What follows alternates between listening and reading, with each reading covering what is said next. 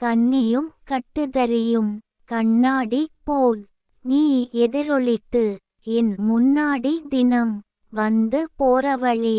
பருவ பெண்ணழகே, உருவம் திரண்டு இன்று உள்ளம் மகிழ்ந்து தான் வேகமாக செல்கிறாயே.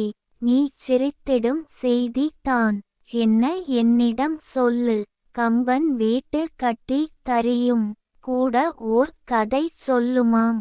கன்னி நீ என் மாமன் வீட்டு கட்டுத்தறியில் தானே இருக்கிறாய். நானும் உன்னை வைத்து ஓர் கவிதை எழுத தான் முயற்சி செய்து பார்க்கிறேன். முடிவெடுத்து என்னுடைய மனைவியாகி நீ ஒத்துழைப்பு தருவாயா?